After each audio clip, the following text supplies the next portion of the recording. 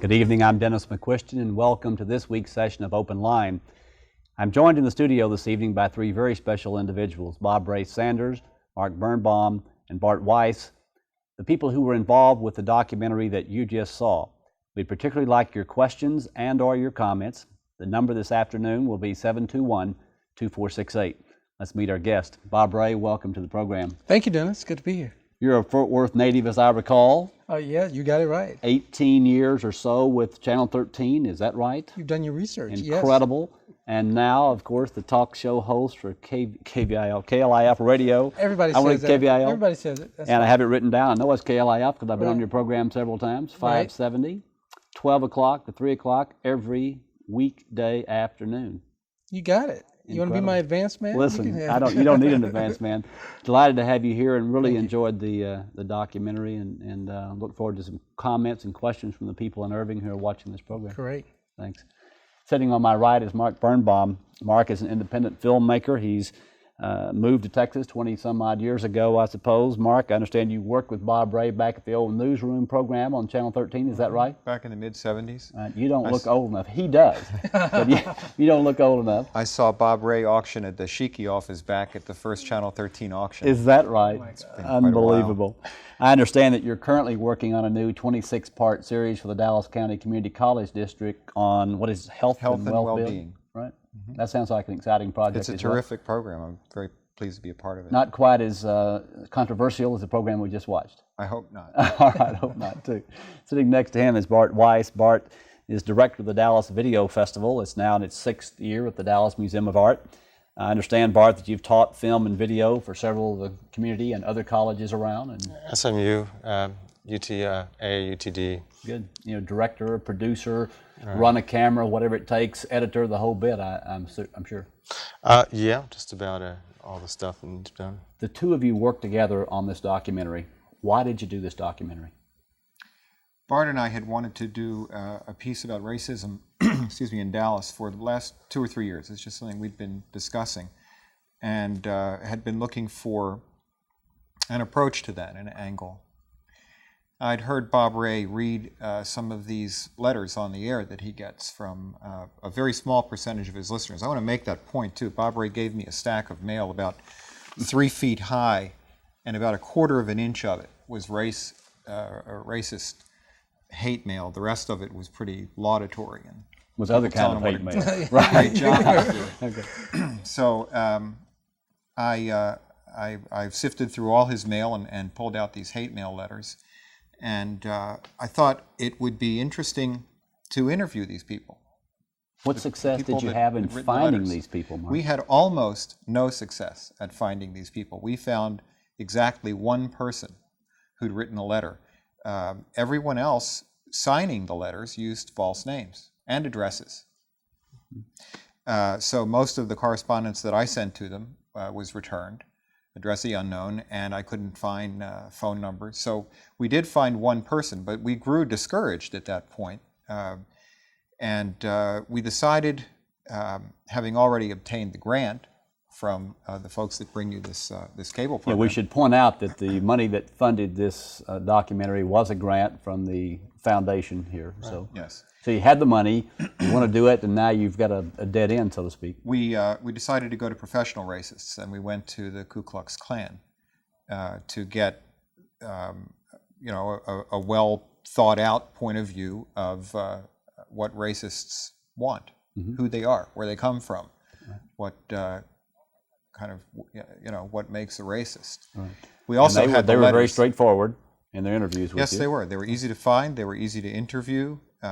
The Klan nowadays is, as you know, not hiding behind sheets. They're right out there. They're eager to talk to people. Mm-hmm. And our intention was to give them an opportunity to really say their piece in this documentary. Right. Bob Ray, let me ask you, the programs that you've done on this hate mail that you've gotten, what does it feel like to you individually to get a letter addressed to you that is this vicious and it really attacks you on a variety of ways, but of course in this case in terms of racism? Well, you get two feelings really. You feel some sense of anger that people would take the time to try to hurt you because they're written to hurt. There's no other reason to write some of the letters that have been written to me other than to hurt you.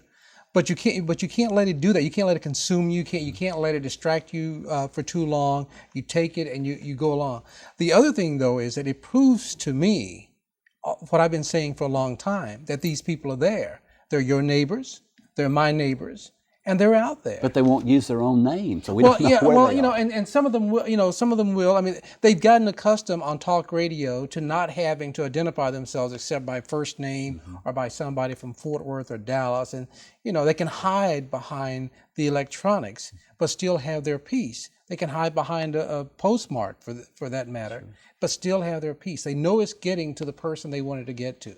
And around the country, talk radio has become a forum for people who want to get their hate expressed out there on the radio. That's one way to do it. Right, but Bob Ray is really good at being able to diffuse the anger, both on his show and by using these letters on his show, letting it out and letting people hear it, and giving it a context and getting it out there, which is partly what the film does. Is it lets these voices.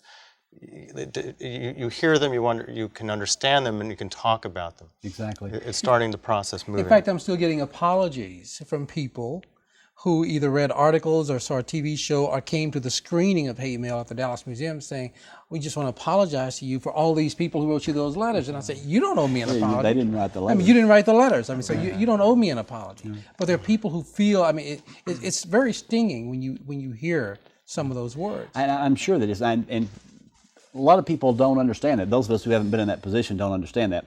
We're at 721-2468 with your comments and questions. And Bob Ray, I want to ask you about when you saw the interview with the guy who, I think the one person you guys found was the older gentleman who had actually written a letter. When you saw that interview with him and knew the letter he had written, how did you react to that? Well, by then I was prepared. I knew that Mark had found him. And in fact, I think they had found one other person who was ill and who wouldn't look at them or talk to them about it, or was too ill or didn't want to. But what I knew that he was in the film. I knew what he had written. So it was, the only thing for me was the mystery. What did he look like? What time did he fit in American history? And it happens that he was an older man who had all of these feelings. But many of the people I hear from, I assume, because I hear from them on the radio as well, are very young people with new ideas. And certainly we ran into That's a lot scarier than the old people. He was not as threatening. Here was a man that I didn't think would cause me any harm other than what he would do to his children and grandchildren, who would then inflict harm on somebody else. Exactly.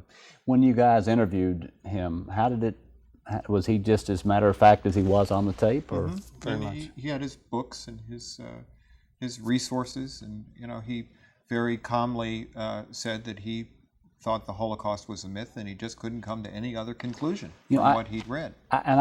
It still is amazing to me how people can still come up with the Holocaust being a myth.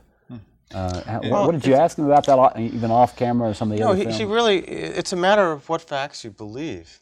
If you believe people are lying to you, and I think many of us people believe that somebody's lying to us in some way. I mean, after the Kennedy assassination, day somebody is lying to us. Right, the government's lying to us. So what facts do you believe? Right. If somebody is publishing these things which seem to make sense, scholarly journal. It sounds, Journal of Historical Review. How can you argue with something called, It's just great. It's kind of like being on television, kind of like listening to a talk show host. How can you disagree with that? We've got a telephone call on the line. Go ahead, you're on the line.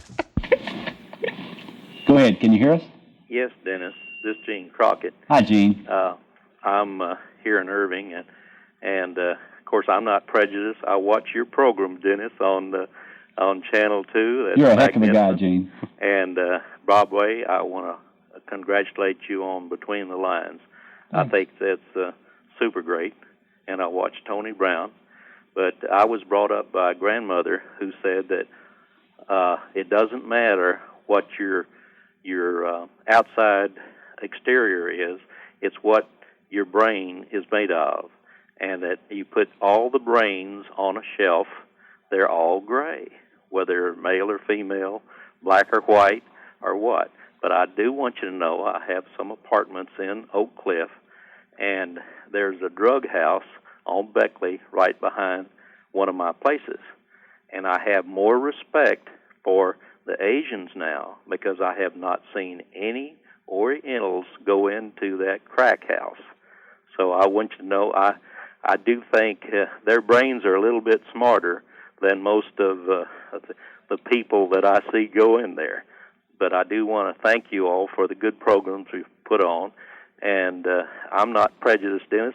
I even like libertarians. Hey, you're okay, Gene. Thank you. Bob Ray? Yeah, but let me say this to Gene, because you see what Gene doesn't realize is that he is very clearly distinguished between people and made some great assumptions about whole groups of people on the actions of one or two or Was 10 that a at the racist most. remark he just made, or That's not? a racist remark. Aha. That's a Gene has racist made remark. a racist remark. Now, why do you consider that a racist remark? Let's first of all tell us what racism is, in your opinion. We got to start with that. I don't have then enough tell us why that's a time to tell racist. you what racism. Well, you should have very short. Racism, if I had to try to narrow it down to some quick, hopefully explainable definition that people will understand, it is having the feeling that people are different, and because of those differences, some of those people are better than other people, based strictly on the differences. But racism goes beyond that because it implies action, and I wanted to understood that inaction is also action in the case of racism. When you sit back and do nothing while others do something, and don't fight, that can be part of the problem. And some people will include power, the folk who have the power to keep people down. And I think the implied attitude that Gene just expressed is that, number one, certain still people. there. I think you're listening to this, are you, Gene? Bob Okay, Ray. Okay, stay there. wait, Gene.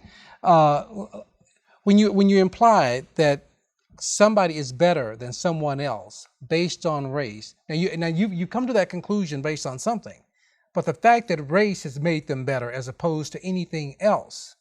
Well, something, Bob Ray, made a lot of the Orientals better, that they're not going to waste their dollars on a bunch of drugs. I haven't seen one single one go into that crack house. Let me ask you, you don't think Orientals are involved in drugs? I haven't seen any go into those places. Okay, going to those places. Now, Okay, but he's just talking about his empirical evidence. Yeah, his empirical, but see that empirical bothers me. Fort Worth police and the FBI and all the other authorities yesterday went out and they knocked down doors all day yesterday morning, and they said the top cocaine ring in the county. And there are these black guys who've been operating around there for 20 years. Are they black guys or Asian guys or a little of each? Or? No, they were black mostly. Okay. It doesn't make any difference. But they're dealing drugs, and it really doesn't make any difference. But the point is, his point. He's decided that black people go to drug houses, Asians don't. Therefore, Asians are smarter. I didn't say black people. Oh, okay, wait. There's He white, didn't say black and people there's went there. Hispanics. There's everyone. But for 4 years, I've been trying to shut down that crack house, and I'm finally getting a little help. But I just wanted to say that a lot of people damn the Vietnamese and the Chinese who come to this country, but I haven't seen one out of about 500 bodies going into that crack house on Beckley. Okay, so let me see if I understand what you're saying, Gene. You're saying that you've seen whites, blacks, Hispanics, and all others except Asians. Yeah, the people That's that go how he there. was coming at it. Okay, but he's not saying that he saw a bunch of blacks and weren't any Asians. But Dennis, it's the conservative white view, particularly, that if you can have one minority that you can believe in, and to show the other minorities who've been here for a while, it is a put down, by the way, of blacks and Hispanics to say, because every Vietnamese kid who came here became valedictorian is a hero, as he or she should be. But you forget. I can take you to some Asian neighborhoods right now where the gang problem, where the drug problem, where the dropout problem, where every other problem that is systemic, in poor ghettos of America, they're there. Okay, But Bob you Ray, ignore it. That's all I'm saying. let me say one thing. I am very prejudiced against people who won't work and are capable of working. Yeah. But they go get the food stamps, they go try to get Section 8 housing or the cheapest stuff, free stuff. Churches, you'd be surprised how these churches give these people money, and they sit on their haunches and watch soapbox operas all afternoon on who's doing what to whose wife and all that. What I'd like to see is all of us thinking people try to get people off their duffers working. I don't care where they are, whether they're Yankees or Southerners or Westerners, agree. Easterners that have come here. They need Yeah, to they're work. working, Gene. They're at the crack house. You just missed them right behind your apartment. So, okay, Gene, thanks. I appreciate that. Let me get back to one thing, and then I want to ask you guys a question. Okay. Is it possible for someone to make a remark, as you said, Gene did, that you would construe as a racist remark, but without being a racist? I mean, because somebody makes a racist remark does not necessarily mean that person's a racist. No, just because somebody's now they may not know they are, Well, or they may not accept the fact that they are. Okay. But they're making a racist remark, and see, Dennis, you know, and racism, like anything else, comes in degrees. There are degrees of racism. You know, I'm sure different shades of gray or different shades sure. of black I mean, or white. there are or where degrees of everything. There are some people who would go out and burn crosses in your lawn. There are some people who would murder you on the street based on your color. There are some people who won't let little kids come to their house and play, as we saw in the video. There are other people who would let little kids come to their house and play, but wouldn't let their son date one. You see, I mean, there are degrees of racism. Well, that I understand. When you got, let's talk about the other degree, the KKK folks that you were talking to here. When you interviewed two of those people, Butch was one of them, I think, was one name. Yeah, Butch Mayfield. Talk to us about, I mean, did you have a sense that what we saw on that tape is who he is, and that he seemed to be very sincere in his belief, that he just didn't want people mixing and that sort of thing? Yeah, I think that's pretty fair representation of Butch, and Butch, I think, would also agree that that's pretty close to what he is. In fact, we asked him that. Right. Yeah, I mean, at the preview, I said, "Does everybody in this film who was present feel fairly represented?"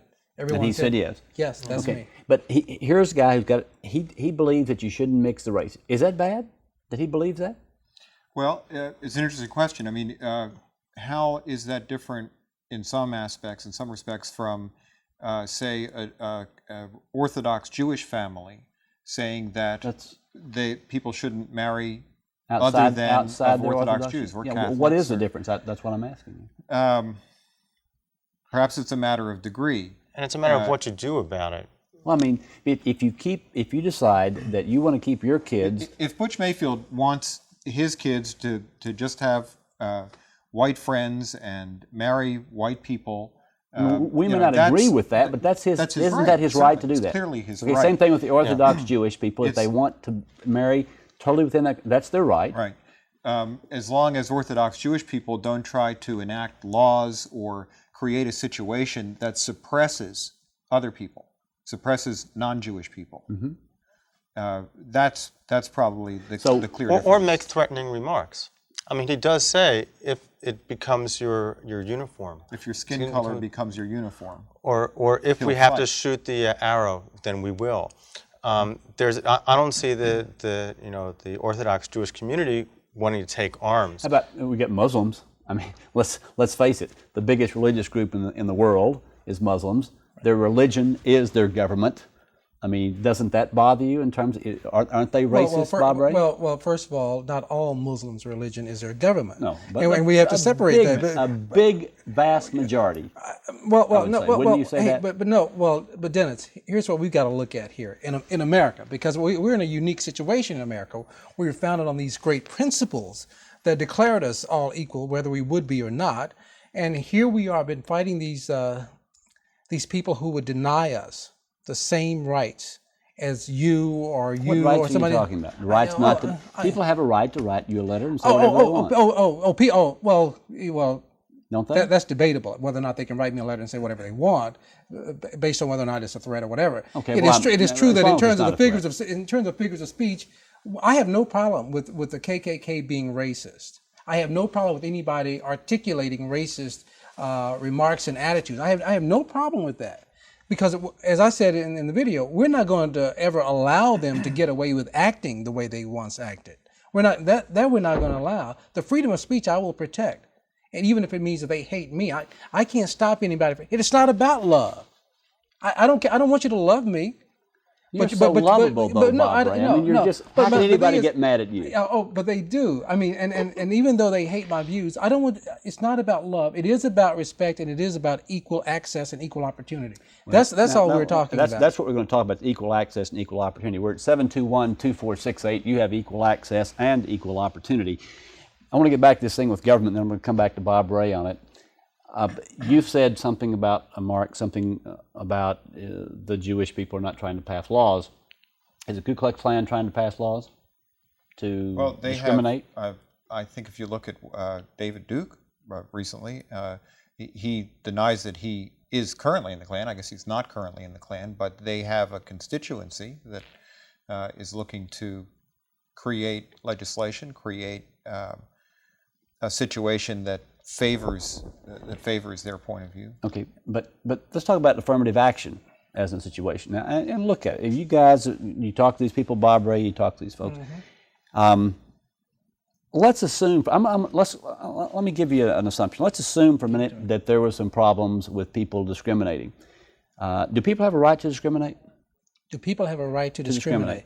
Yeah, my friend Walter Williams, as an example, wrote an article in the Dallas Morning News, which you probably saw the other day. We could go all night without mentioning Walter Williams is one of the finest minds in the country, and he also happens to be black. He also happens to be 6'7". He also happens to be an economist. And what he basically said in his column the other day, which you probably saw, and he said to me many times, he said, when I went to find a wife, I discriminated. I ruled out anybody of any other race other than my own. I ruled out anybody who was fat, dumb, and ugly, and I ruled out anybody who was other than a female. He said, I did a lot of discriminating. He said, I don't see a problem with that, and neither do I. Do you see a problem with that? Listen, we are discriminating by nature. We are discriminating. We're all prejudiced, but we're not all racist. We're all prejudiced. I mean, humankind is prejudiced. And that's the way we are. And again, well, I mean, when I say by nature, I mean, it's instinctive for us to teach prejudice and discrimination. It's instinctive for us to do that. Or to make different decisions based upon different facts. And your right, group, but what group you belong to and right. what group you don't belong to. to. That's part of who we are. Yeah, but when you classify that in terms of race in a way to keep me out or keep me down or keep me excluded from something. From something that has to do with government. Wait a minute. I mean, it's not There's a differentiation I want to make here, because we talk about this in the documentary. It is somewhat natural to discriminate, and to have choices, but what you do about it is learned behavior. Yeah. And that's different. All right. Well, we're going to come back to that point. We have someone on the line, and we're going to come back to what you do with that prejudice. Go ahead. Please don't bring up Walter Williams again. Go ahead. You're on the line. Hello. I was interested in your visitors' comments and observations about the role that John Wiley Price plays in the black community. Well, that's a good point. We should talk about John Wiley Price. You guys interviewed John Wiley Price. He's a very controversial guy. Give us your. I hope she stays on the line, because I have a question for her. All right, what I'd like to say is that our opportunity to interview John Wiley Price was enlightening. He was quite different than one might have expected him to be, given his public image. He's a very thoughtful man, very well read. His views were reasonable, and I thought well reasoned. I wish we could have put a great deal more of him in the piece, and because of time constraints, we couldn't. But because you listen to him for a longer period of time, and he's often defined by 30-second sound bites that have been produced by somebody else who doesn't look like him, doesn't care about him. I hate to be the one to mess up your guys' party here, but I mean, there are a lot of people watching this program who are going to say John Wiley Price is the epitome of a racist. Well, I mean, they may say that. Is he or not a racist? Is the lady still on the phone first? I don't know. Are you still there? Okay, because see, my question to her and everybody else who knows John Wiley Price is, who is your county commissioner? Who is your county commissioner? That's my question to this audience out there, sitting in Irving, Texas, or wherever they're sitting right now. Who is your county commissioner? You don't know. Most of them. We all know the county commissioners. Jim Jackson, you made that. Jackson, John Wiley Price, and Chris Simos. Everybody knows the average person sitting in Irving. I mean, first of all, why is somebody in Irving concerned about John Wiley Price? Because John Wiley Price. John Wiley Price is doesn't represent Irving. Has been convicted on more than one occasion. What's that got to do with Irving, continually Texas? in what it's got to do with everybody who's interested in these issues. He is continually in trouble with the law.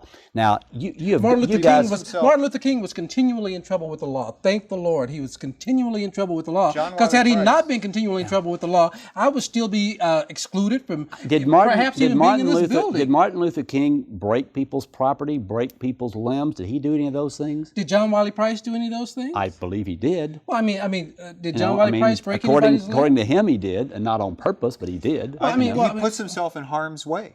He's in the center of all of that. He puts himself in harm's way. I hear you. He puts himself in harm's way. But what my point is this: I believe that you would find that a preponderance of the people in this community would say that John Wiley Price has done he and his cause significant harm by those things, because it now overshadows all the good things that we all know about. The only preponderance that counts are the people who live in this district and vote for him, That's and not they true.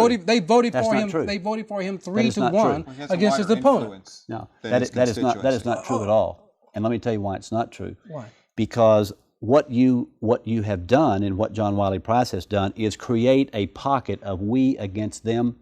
I think you can make a case it's one of the most racist things that he has done. John Wiley Price is coming out of that pocket. He didn't create it. Responds to that pocket. Yeah. Well, Dennis, wait. It's real hard. It's real hard for people to believe that. It's real hard for people to believe that if they're sitting out here in their clean white suburb, Dennis. And wait. Let me finish. It's real hard to believe that if you're sitting out here, because you've already run away from everything else that is real in America, right? Because when you run, we make choices. You made choices. You make choices. Fine, fine. You made the choice. Do you live in a clean white neighborhood? Obviously, I couldn't live in a white neighborhood. But do you live in a clean white neighborhood, Bob Ray, or do you live in the slums? Wait. You know the answer to that question. The neighborhood couldn't I can tell you he lives in a clean white neighborhood. The neighborhood could not be white if I'm there. I mean, that's the beauty of neighborhoods. And generally it is clean. All right, we're going to get it clean. We're going to clean this up because we've got another caller on the line. Go ahead. Yes, Mom. Who do you want to talk to? Yeah, Mark? No, I want to talk to Bob Ray. Bob Ray, okay. I'm wondering why exactly is he so uncomfortable with the views that Walter Williams holds? Because Walter Williams makes his money going around telling white people what they want to hear about black people. That's my view of Walter Williams. It's a racist comment that Bob Ray just made. No, that's true. You just said a black person speaks to white people, tell them what they want to hear. That's a racist comment. I said Walter Williams. Agree with you, I'm being very specific. specific. Bob Ray, I would just ask you, it appears to me that your opinion of a racist is anyone that does not fall lockstep into what the traditional, quote-unquote, self-appointed civil rights leaders in this country believe. The only self-appointed civil rights leader I've even mentioned is Martin Luther King. John Wiley Price. Well, somebody else mentioned him, but my problem is this. What do you want? Well, let me ask you. Let me ask you. Are you give upset? me an example of someone who you know that is a conservative, in the sense that we know in this country today, who you do not think is a racist. A conservative whom I do not think is a racist. Yeah, because the conservative, the people that have conservative principles that I have traditionally understood them as, usually would qualify as a racist according to how you've presented the definition of a racist. Well, let me tell you this. I'll go much further than that. As I said, I think most people are racist. I just said that there is a difference in degree. Okay, well, let me ask him. Is he concerned about John Wiley Price too? I don't care anything about John Wiley Price. Okay, well, good. I suppose that would be a racist comment, though. What? Okay. All right, if it's okay with you guys, we're going to stay on for the 30 minutes and let's continue to talk to this gentleman. We're just getting into this subject right now. Okay, we'll hang in here because this idea of Walter Williams is one thing, but what we're going to come back to, is he still on the line? I am. Okay, Go ahead and finish that discussion. Yeah, We'll well, come back to something. let me finish because I mean the whole idea of conservatism versus liberalism. You've just automatically assumed that I don't like conservatives. Well, no, it's not an automatic but I got to tell you, I process. don't I've like heard conservatism. I've heard you on your radio program talk about Clarence Thomas and a number of the other black people who are conservative, and that seems to be much to your chagrin. I mean, well, listen, I don't have any problem with it because apparently the studies show that most black people are conservative, depending on what issue you're talking about. Clarence Thomas, my problem with Clarence Thomas was not that he was conservative. My problem with Clarence Thomas was that he was unqualified for this position that he was appointed to, and the only reason he was appointed was for affirmative action. He was an affirmative action appointment. But wait a minute, you can't have it both ways, Bob Ray. You can't I mean, want to have affirmative action and then get mad when somebody gets appointed because of affirmative action. Oh, no, affirmative action does not mean appointing unqualified people. See, that's where the conservative view is. Was there a qualified black person that should have been appointed to the Supreme Court? I mean, there are plenty of qualified black people who are federal judges all over this land. I bet they're all liberal too, aren't they? What? Are they all? Clarence, hey, there are many. You probably wouldn't think they were conservative.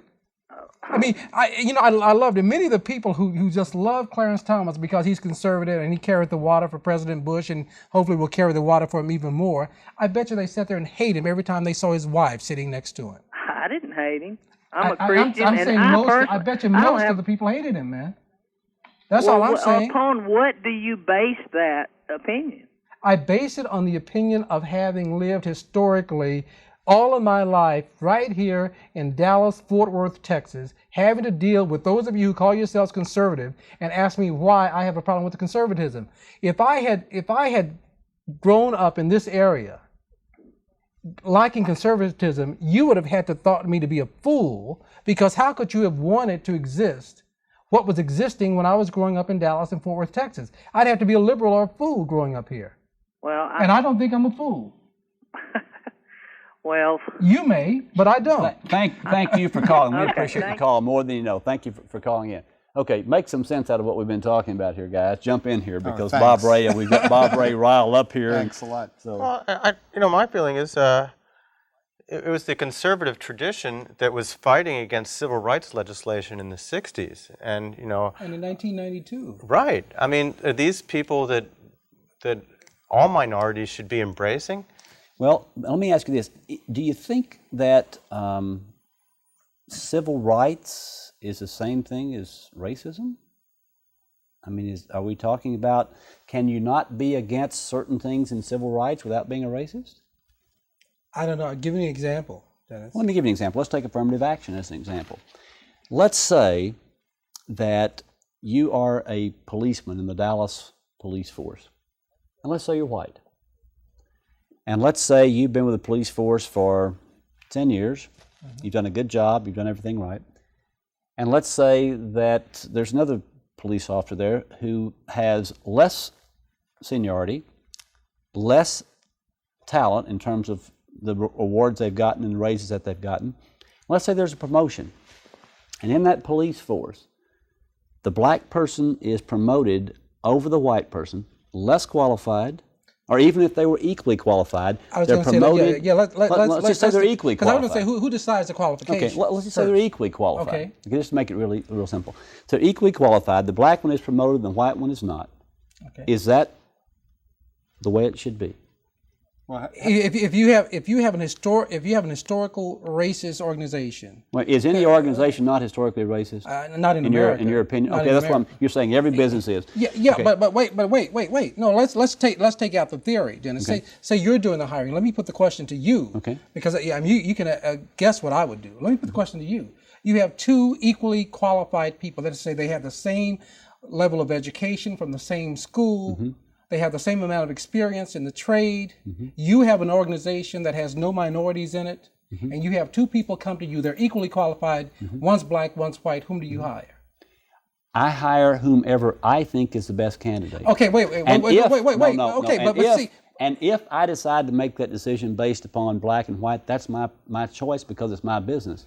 Okay, Now, in but- government, we got a whole other problem. But what I'm saying to you, that's not the question I want to ask you. But go ahead. My point is, how do you decide who's best qualified once you decide that they both meet the qualifications? Let's assume that best qualified then comes out to be the person who looks the most like you. Doesn't make any difference. That is discrimination. That everybody discriminates, as we agreed. Everybody. And you have to tell people watching this program why you, as the government, have to tell me which person I need to hire. Because you wouldn't do it otherwise. Doesn't make any difference. What if we shifted away from race just for a moment and take a physically impaired person? Okay. We just passed a law yesterday, which is called the new Civil Rights Act. Will create billions of dollars of problems and billions of dollars in cost to business in this country. Billions of dollars.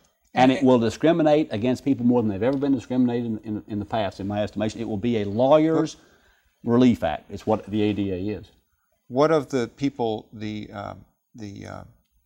disabled people who are the 64 million of them? Was it the number? 40 million is the number she's talking about, which is a ridiculous number. That are discriminated against in jobs day in and day out. Now there's a law that gives them a more equal shot at employment because it says you cannot consider the fact that they're disabled unless and only if it directly impacts their ability to do the job. Exactly. You can't even ask them about it. That's right. It governs the language that you can use in the interviews, what you may and may not say. You think that's a good idea?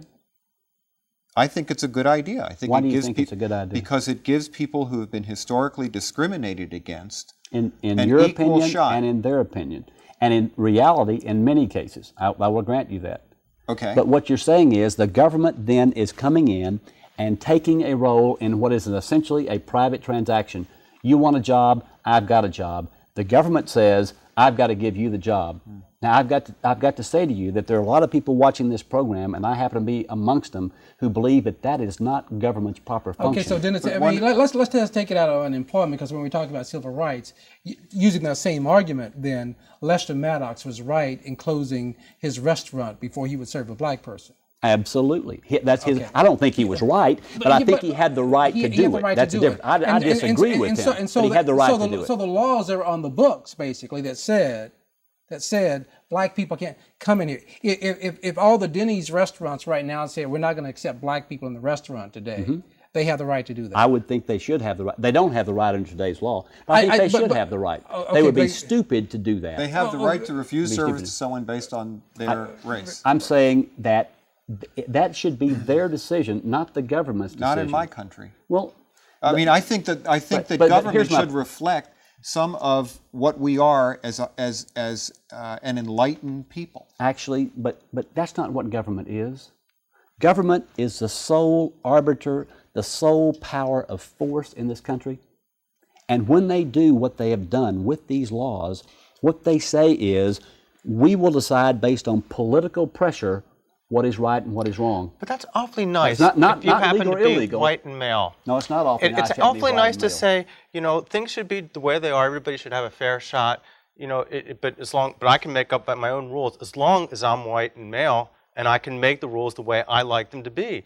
I think you're afraid of having a flat plane when everybody has a fair shot. Actually, I'm not. If you look at the historical evidence in this country, the economic evidence clearly shows that the places that have discriminated against blacks in this country have been the very groups that you say are your friends: labor unions, minimum wage laws. All those things discriminate against black people more than anything. Child labor laws. Child labor. I don't know about child labor laws and blacks. I'm just saying. At what point do we have rules set by government that all of us must go by? Or do we go to the point where we have no government, which I know that's what libertarians want. No, that's not what libertarians want. Libertarians want no government. And I'm not a libertarian. But I got to tell you right now, Dennis, if there had not been government, I guarantee you I would not be in Irving, Texas tonight. Had there not been government. You understand? I'm not talking about that. Let me get back. But what's the difference, though? You're saying that people have the right to do whatever they want to do. I'm saying that people should have the right to do whatever they want to do as long as they don't infringe upon your rights. Now the question is, that's the point. The infringement is the problem. Now here's what I want to make.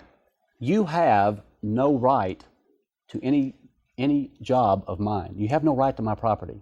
Now, if you believe that you have a right to my property, and I think that's what some of these laws believe, that you have a right somehow to my property, don't and see But I the think law you're believes wrong. that if you're serving the public, you have a right to serve No. all of the public. That's right, Yes. and that's where the Yes. public comes from, and that's where you got the That's right. restaurants and all that. And But colored there's and white water fountains. no, but there's a Yes. difference. There's a difference that we've all missed in these laws, Bob Ray, and the difference is this: someone who serves the public but has a private institution has rights.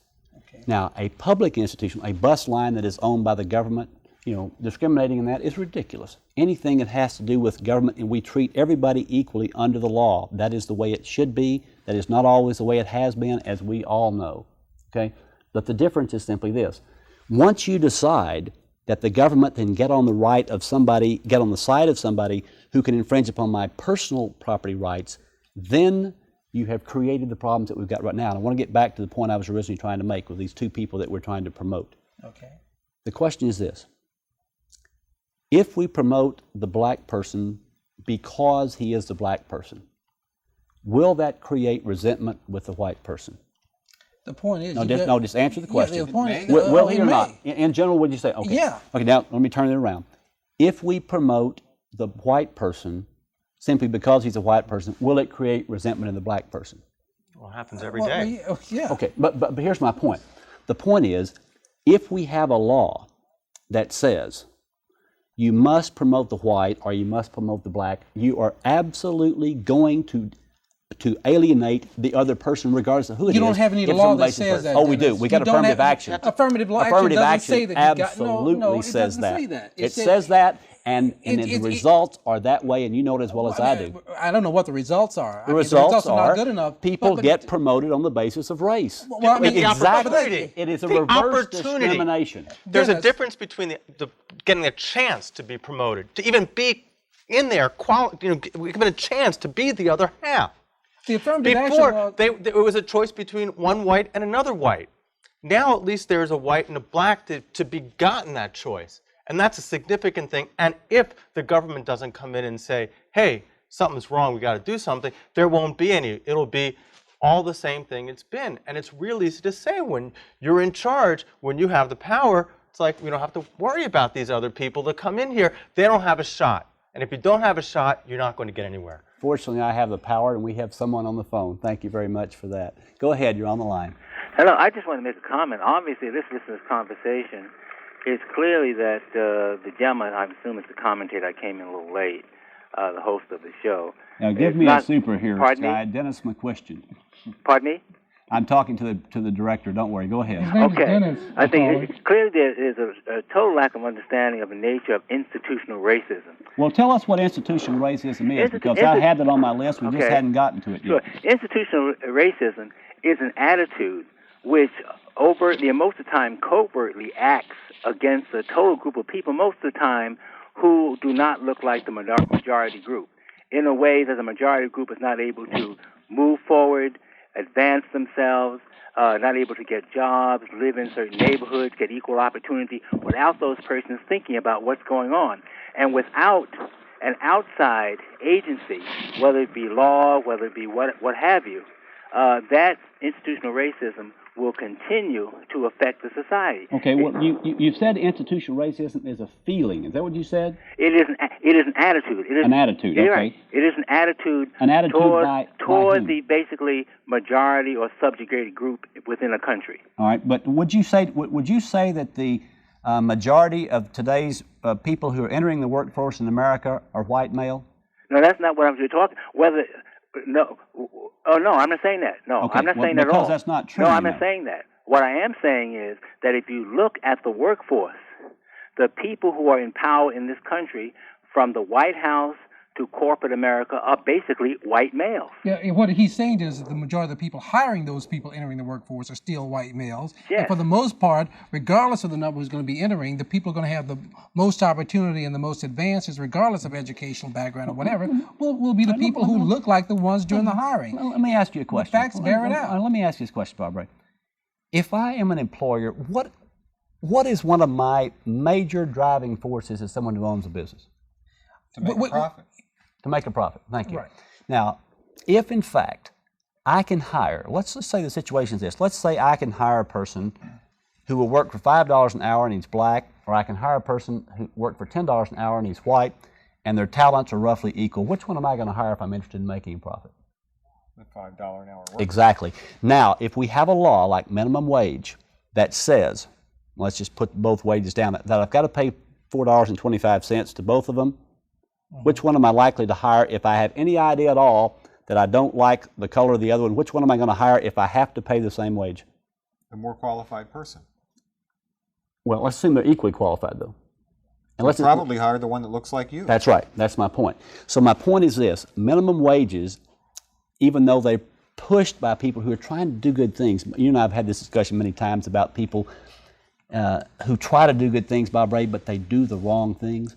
And all I'm saying to you is, all this affirmative action, not all of it, but most of the affirmative action stuff, the minimum wage stuff, we do it, and it's called the law of unintended consequences. Our consequences are that what we do is, by forcing people to discriminate on the basis of race for racism, we create the hate mail that we're talking about here that people Dennis, send. nobody forces you to hire an unqualified person. No, Nobody. I didn't say No. That's unqualified.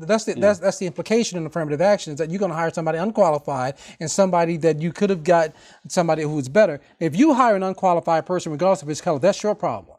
You did that. Don't blame that on government. I'm not. I hear people who are in business who blame government every day. They had to hire this person over here who was unqualified. That's not the way it works. The law does not say that. The law does say that you have to have an affirmative action plan. The law does state now that if you have more than 25 employees, that you've got to abide by this Americans Disabilities Act, which is great. Well, it's great in your opinion because you don't own a business who has to comply with this, and also because you don't see the negative consequences that are going to happen to people because they will simply not interview a lot of people who are disabled. Oh, I see the problem. Dennis, get ready. I spend my life with these problems. You know, you spend your life behind the camera. I spend my life worrying about these problems. But I promise you, I see the problem. So don't tell me I don't see the problem. Okay, I happen to disagree with your analysis of the problem. It's not the same as I don't see the problem. Okay, what are you doing to fix it? What am I doing to fix it? We don't have time for me to tell you. No, affirmative action does not. What are you doing to get people in the work, to get a wide amount of people with disabilities, with all kinds of disadvantages, give them a chance? Okay, let me tell you. If affirmative action isn't doing it, what is? Everybody, by somebody's definition, is disabled. Everybody is different. We all have unequal talents. And to try to treat people equally in terms of who you hire or who you associate with based on unequal talents is the least equitable thing. I mean, it goes against human nature. You still haven't told me anything you've done to give people a chance who haven't been able to get a chance to come into your office and get a job. Have I gone out looking for people who are disabled to hire? Is that your question? The answer to that is no, I have not. Right, because they haven't had a chance to get in your office. And if they don't have a chance, they're not going to be able to get a job. But the point is, that may be to my detriment, because if they are qualified, as many of them obviously are, that is probably my fault, and I'm probably paying the price for it. But when you have the right as government to tell me what I need to go do, and you have the right to increase my cost of business, which means that I have to lay off other people, which is... If you're running a restaurant, don't you think the government needs to tell you some basic health inspection and that the meat's not bad? There's a certain level that government has to come in to ensure that we have a better society. The question is, at what point do we make those choices? What we're talking about here is racism, and we're talking about affirmative action and discrimination. But you're saying that government doesn't have any role in business, and I'm saying the government does have a role. I didn't say. You widened the question. Beyond racism to the role of government. Well, yeah, I definitely widened it. Well, Dennis, let me ask you this. I mean, are you telling me that if there were no government rules, if there were no affirmative action, that corporate America would do the right thing because corporate America just does the right thing? Corporate America does not always do the right thing, no. All I'm saying is that people who have been oppressed, and that includes blacks and females, to the biggest group, I would say, would be much better off without those laws today than they are with those laws in the books today. And furthermore, the hate mail, the racist remarks, and all those things, you would not have near as many people so upset about it, because it is those things. Yeah, because that they'd be makes people walking on them. upset. They'd be No, walking. They'd be It's walking. getting the hate I think mail. it's not And the naive. reason It's not- that's it's not coming naive at back all. is that because now people of color have a chance. And a lot of white people are scared. Well, you know, Bart, you I just don't- hey, you know what? He just hit. He hit on the one. You know who the most frightened person, the most frightened being in America is right now. It's the white buy it. man. It's the white man. And the person that the white man is most frightened of right now is a black male. They feel Why so do you say that? because it's true, Dennis. People feel give me threatened. one study that shows that that's the case. What study? You want me to go to the conservative whatever to give you a study? No, It's I'm just saying. Why do you say white males are scared? Because you got everybody from the president on down telling them two things. They're telling them, number one, that if you go and prepare yourself, you're never going to get a job because they're going to give it to that unqualified minority because of affirmative action. If you do get a job, you're going to spend all your money paying for the welfare of all those folk that you don't like. That is the message that has come from this administration. It has been coming from the past two administrations for the past 12 years. Have you ever heard and me? white America bought it, and which is why you got a president right now that you can't live with. Have you ever heard me defend this administration? No, it's not I would about hope defending not. this administration. But I'm not defending this administration. But this administration has divided the country the same way your rhetoric is doing right now. No. Because Butch Mayfield is applauding. No, but he's not in Irving. Butch Mayfield. Listen, the Butch Mayfields of the world are going, Dennis, right that's on. not true. I have absolutely no good feelings for Butch Mayfield at all. But I do respect his right to have his opinion. So That's do all. I. No, we went to a lot of trouble to give him an Of course you opportunity did. to But that's as far as it goes. I mean, I would probably have less respect for him and what he believes in than any of you would. But I do respect his opinion. And when the government comes in and says you cannot have an opinion about your own business, which is what they're doing with a lot of these laws, then we have a problem. Excuse me, just a second. Do we still have somebody on the line? Are you there? They're gone. They hung up. Okay. You know what? It's sad that in 1992 in America that this is even part of the discussion. That's what amazed me about the film. When I first saw the video that Mark and Bart did, I got the copy at my house, put it into the machine, sort of leisurely looking at it. And what I got was, I said, my God, look at these attitudes. And then when 500 people crowded into the Dallas Museum of Art last week, and then after the museum closed, they stood on the streets of Dallas talking about an issue that should have been done away with at least 200 years ago in this country. That should not even be up for discussion. The fact that we're even discussing it says that America has serious problems. Well, and there are people sitting out there right now, perhaps snuggling their complacency, I'm not thinking sure. that everything is all right as long as they're over here and some other folk over there. I'm not sure that that's true about discussion. And we're going to come back to that in just a minute. We have a caller on the line now. Go ahead. All right, really, Dennis, I've been trying to listen, try to understand what you're saying about the law and what the law Listen, talk should to not them. do. Don't talk to me. I'm just hosting this show. Yeah, but I'm trying to create talking some to you directly controversy because here, you're and making a obviously comment. You're Pardon making me? a comment. You're making some very significant and serious comments, and I think that you're a person that really embodies institutional and ideological racism, which means that you speak those things about which we're talking in terms of what racism actually is. You carry it out. You carry it out by talking about programs that don't work, programs What that may program? upset people out in the marketplace. And the bottom line is, this entire nation was built on racism from Christopher Columbus up to the present day. And unless something happens which shifts the power to make it more equitable in this country, the things you're talking about will continue giving the right to the employee to decide who he wants to hire and not hire. Anybody knows that the corporate America is white America. Educational America is white America. Institutional America, by and large, is white America, by and large. And You're that's right. what, Come on. I mean, Well, that's where we are. Okay. I mean, see, you're not really coming to grips with the term of who controls the power in America.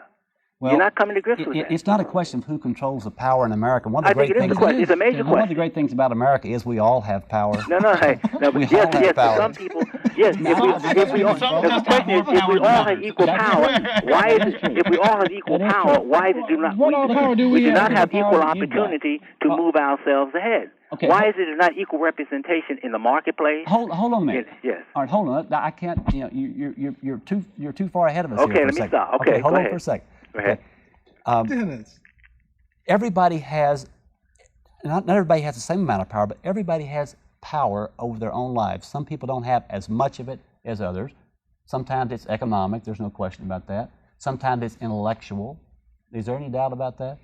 Oh, yes, there's doubt about it. There's You don't think that some people have more intellectual power than others? obviously people have more intellectual power, but there are some people in this country who are powerless on all of those fronts that you would care to enumerate, Dennis. Okay. They're powerless. This gentleman is absolutely right. There are not people who are absolutely powerless, no. I mean, except if you're talking about a quadriplegic who can't speak or move or anything else, that might be a powerless person. I'm not even talking about quadriplegic. Okay. I'm talking about institutional and ideological racism upon which this country was built from the 1400s to the present, which has not radically changed. Well, and only changes that we ever have in this country when there are uprising, when there are people who have outcries, when they have riots. Then we have a change. Well, there's some only changes. for a limited amount Do of time. you like? Let me. I got to address that point. Sure. You know, the people out in Los Angeles, was that a good thing for them to riot and burn down people's businesses? Yes, but if you have checked out the reports over the years, you will realize that thousands and thousands of people who were victims of police brutality in South Central Los Angeles. Nobody talks about that. They want to keep a cap on that. I hear that. Check those reports with ACLU. Excuse me, they caller, will give you just some 1 second. very good information. Was there not a shift in consciousness in this country as a direct result of what happened in Los Angeles? Haven't you heard more people talking about race and racism? Well, and that's my point. I was going to come back to. Didn't the president go out there? Okay, but I didn't know we only have where Los we only Angeles have about was. 3 minutes left, and I apologize for that. the last president knew But what here's Los my Angeles point. was. My point I want to make to you is I think the fact that we're talking about these issues is healthy, not negative, and I think you just agreed with me when you said. Well, that's the point of the documentary, and that is is to get the point people of the to talk. documentary. That's right. And I think we're better off talking about it than we are burning things. But when you go to Chicago, when people were looting stores, burning cars in Chicago because the Chicago Bulls won a national championship, that is stupid. That's insane. Of course. But see, Do you see anybody defending that? no, I don't see anybody defending that. But I'm saying that there are looters of any color, forget the color, who do things for a lot of stupid reasons, and it happens whether it's in L.A. or Chicago. Oh or yeah, I some mean, other places. a few years ago, somebody went on some boats and threw tea overboard. Yeah, that was a pretty good idea. I mean, looting. Can you imagine looting in America? Absolutely. Well, imagine throwing somebody else's tea in the water. I don't understand. In the time we have left, what can we do to make the situation better? Well, I mean, your hopefully we can do what we've already begun here this evening, and I would assume that there are people in their homes who will be talking about what we've talked about. I would hope they would do it with a bit of more compassion than what I've heard here tonight. Compassionate people, and one guy who's an institutional racist. That's the first time I've ever been called a racist, but it What happens. we've seen in showing this film to people is that they are propelled into conversation about their concerns, their deepest, heartfelt concerns about race and racism, and the desperate need that there is among so many people in this country, in this city, to move beyond these considerations of skin color and religion as a basis for figuring out what you think about somebody else. You see, I agree with you. And you know, I agree personally with you. And let me say what I. But where you cross the line is where you go to government. Well, That's where you cross the line. you're asking what we can do. What can we do? Okay. We can continue the dialogue. Good. We can continue the dialogue. But Mark, you know what I was going to say. You know, it's something that I told you in Bart. The idea that this institution where we are, this community cable, saw a project like Hate Mail and decided that it was worthy of funding, said something. I mean, there is something has begun here, whether we can control it or not. It's begun. Mm-hmm. And my hope is that people will continue to talk, because that means at least they're thinking. And I thought people had given up thinking. Well, I don't think they have. And Bart, the work that you guys did on this, I think is terrific, and did spawn this kind of conversation. That's where it needs to be. That's what we need to. And one thing about access, that anybody who's got some ideas can make their own program. Mm-hmm. I mean, the whole idea is you feel strongly about things, get people talking, make programs, make television, and make a difference. People can change people's lives by television. I really believe that. And this facility is available for people to work in. Thank you. Last comment, Mark? I think I said it. Okay. Bob Ray, you have the last 15 seconds. The last 15 seconds, I do believe that the human spirit can overcome all of these things that we've been putting down for the last 200 years. And I believe it will happen one day. I just won't be around to see it. Well, hopefully you will. And I believe it's been great having all three of you on the program. Thank all of you who called in, and those of you who didn't, and those of you who will watch this on videotape. This is a very difficult issue. It's a very important issue. Racism is a dastardly thing by any stretch of the imagination, but we have to be very careful how we define it, very careful that we don't go the other way and reverse discrimination. These guys are always there. Call Bob Ray Sanders at, what is it? What's the number? Oh boy, it's 787-1570. 787-1570. Watch him on Thursday evenings and on Sundays where they're between the lines. Thank you all for joining us here on Open Line.